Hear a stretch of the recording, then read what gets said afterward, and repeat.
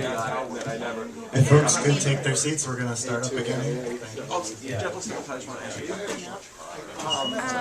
Yeah, I'd love to. There's more panelists than there are. Just in the beginning. Once you start, they'll start coming in off the street. I'll take copious Last notes. session before lunch to order. This is our now traditional 7-minute presentation of works in progress. It's our second panel. I think most of these papers have in common that they're on public law related topics.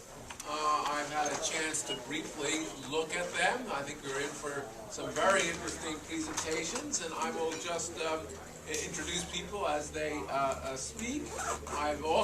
We are under a strict 7-minute time limit, and to enforce that, I downloaded to my digital Swiss Army life, i.e. my cell phone, a stopwatch. So I'm going to enforce that very rigorously. And so we're going to begin with Josh Blackman. We'll be starting before I get to the microphone. Let me rush. Good morning, everyone. This is actually my first official FedSoc presentation, and I'm absolutely thrilled. I've seen many of these on my personal podium. The title of my paper is Back. Can you hear me? No, it's not on. Mic's not on. Can you hear me? I think it was. Is this one? So the title of my paper is Back to the Future Originalism. In this paper, I seek to pose a question and provide an answer. NFIB v. Sebelius was not an originalist case. It was not brought with originalist arguments. Some might say this is a bad thing. I say not exactly. First, let's take a look back. The challenge of the healthcare law was brought not on originalist grounds. This wasn't like Heller, this wasn't like McDonald. This was saying within the existing precedents, this case is unprecedented. This has not been supported by previous cases. But what does that mean? In my mind, there's an originalist dog that did not bark. Why? Because the originalist argument would have been, quote, off the wall. To say Wickard and Southeastern underwriters are wrong would have been a totally off-the-wall argument that would have gone nowhere. Instead, the challengers made the arguments consistent with existing precedent.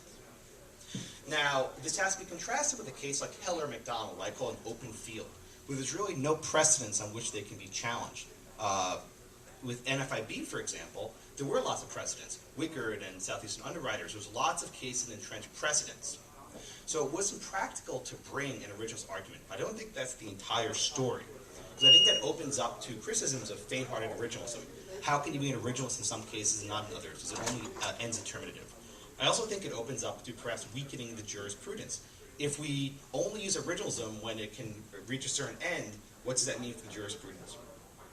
But I think these criticisms fall short in one very important respect. NFIB v. Sebelius had a very important relationship with originalism. Randy yesterday alluded to it, what he referred to and I build upon, called the gravitational pull of originalism. Even though originalism was not at the forefront of the challenge to NFIB, it was still lingering in the background. If you think of astronomy, if there's an extrasolar planet, we can't see them. How do we know these small planets exist? There's a slight wobble in the gravitational pull of a star.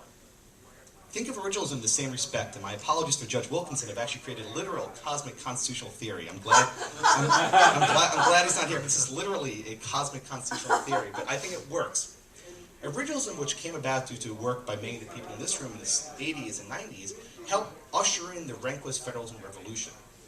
That revolution was not grounded in terms of originalism, but it was kind of lurking in the background, this notion that the New Deal court departed very far from what the original meaning of the Constitution was, but we shouldn't go further. In other words, we're not going to revisit Wickard, we're not going to visit Jones and Laughlin, we'll just say in order to go further, the government should justify that expansion. This is Lopez, this is Morrison, this is New York v. US, this is Prince saying, they have not done this before, and to justify this you have to go further, and they failed to meet that burden. This is the literal meaning of unprecedented. That is, the Congress has not gone this far before. If they want to go this far, they have to justify it. And I think if you look at the litigation strategy in FIB, it fits this mold very well. At the outset, all the academics and the government said, oh, this case is simple, piece of cake, Wickard, done, Raich, done. It wasn't that simple. The arguments did not hold that water. What they found was they actually had to justify and come up with theories. You know, there's cost shifting, and there's federalism, there's some sort of cooperative federalism, and all these other theories that came up. But the government had the burden. This is not like race, where there was an as-applied challenge, where the challenger said, here's why this is unconstitutional. This was different. This was a facial challenge saying, you have gone too far. And the government, every step, had to say, here's why this is unconstitutional. And you want to know what? They never did. They didn't have to, because John Roberts saved them. But they never were able to. And this is a new paradigm of the new federalism that I think is important for people to recognize. So when we look back at a case like Raich, I think we shouldn't see that as a repudiation of the new federalism. Rather, I think that only stands for the proposition that Raich and the Controlled Substance Act was not outside the orbit, to continue the metaphor, if you will, of the New Deal. Raich was still within. It was close enough to Wickard that even Justice Scalia said, this is a market which Congress has the power to regulate. The Affordable Care Act was not.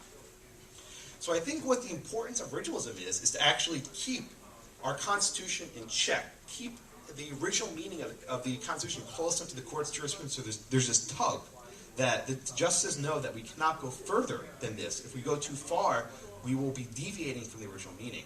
And I think that by itself is actually the original best part. I'm actually 2 minutes early. And that's, well, I can actually then go back to another point. You surely cannot have just... One other point. I commend to all of you Professor Larry Solom's new article, The Constitutional Gestalt. I think this is also one of the main implications of NFIB.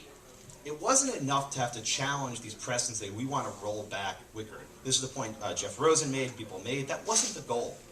What NFIB did do was shift our constitutional thinking. What does that mean? This reaffirmed in the people that the New Deal did not settle everything, that there's still wrinkles, there's still vagaries lingering in our understanding of what constitutional law is.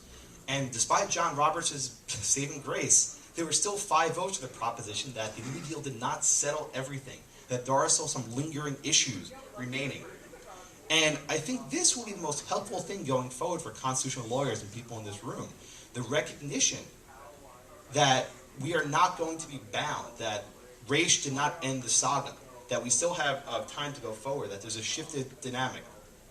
I think that can be largely attributed to popular constitutionalism and this idea that between 2009 and 2012, people like Randy and others were able to shift the public consciousness of the Constitution, enabled by people like the Tea Party and other elements of society that were able to bring forward these ideas, speak them to the people, and accept it. And perhaps the most important, with 1 minute to go, perhaps the most important takeaway from this case is how to make it happen again. The journey from the Second Amendment to Heller took almost 20 years. NFIB took less than maybe 3 years, 2 years, really a couple months. When you have a strong political party and a strong popular constitutional argument, it's to the races, because this stuff catches on quick. So if in our lifetimes, and I know it will happen again, we can see these traits, learn from what happened with NFIB, make it happen again, and I think we can really push forward and keep ourselves in the orbit of our Constitution. Thank you very much. Thank you. Todd Henderson.